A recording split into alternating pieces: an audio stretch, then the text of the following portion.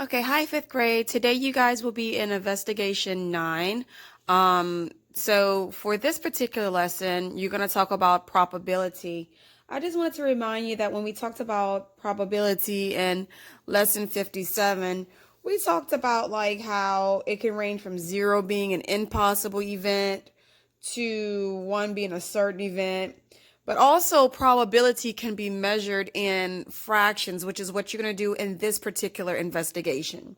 So, um, in investigation, it starts off with your dot cube on the top of the page. Well, of course, we know a cube or a game board cube has 6 sides, which gives 6 possible outcomes.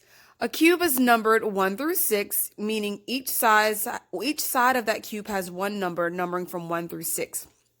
So, with that being said, each number that is shown has a probability of 1 out of 6 or 1/6, meaning there's only one number 1 on the cube out of the 6, only one number 2 on the cube out of the 6, only one 3 on the cube out of the 6, and so forth.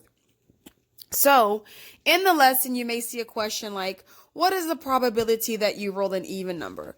Well, you have to ask yourself, on the cube, how many even numbers do I have? Well, the even numbers on the dice are 2, 4, and 6 out of the 6 numbers. So that's 3 out of 6 numbers are even. So your probability would be 3/6, which reduces to 1/2.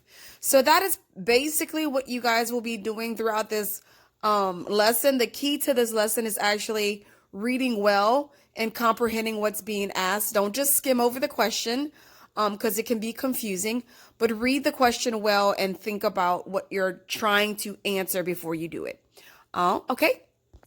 Also, for activity 1 and activity 2, I did send an image of the lesson activity 30 in the Remind.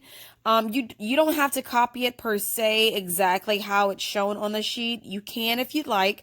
However, if you just follow the same format, you should be fine. This is just to help you stay organized with laying out your work.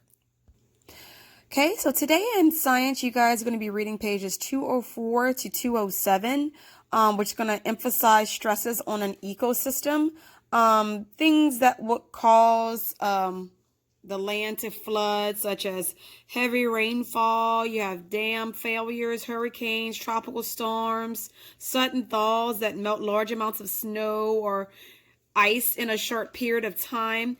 Undersea earthquakes or volcanic eruptions can also cause huge waves, such as tsunamis, that will flood coastal areas.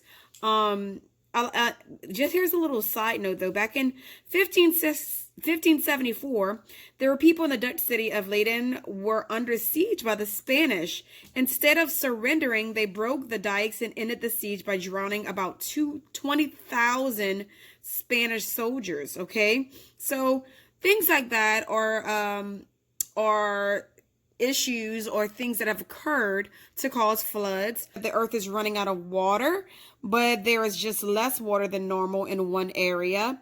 Meanwhile, another area might be getting more water than the other. So when you think of drought, don't automatically think that everything in the whole wide world has dried out. It's just one specific area is dry. Secession. Also, I want you guys to focus on science in the Bible, so that way you can see the difference of how God sees things as opposed to science. Also focus on your pictures that's shown on page 207 and kind of studying that, so that way you guys can understand what it looks like whenever beavers cut down trees and trees in a flooded area die, etc., etc. You have 3 questions that you're going to need to answer on page 207.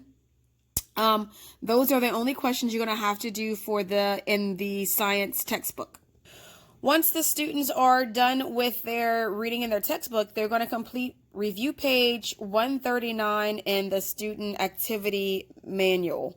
Also due tonight will be quiz 8B, which I did send a picture on Remind and via email to some of you.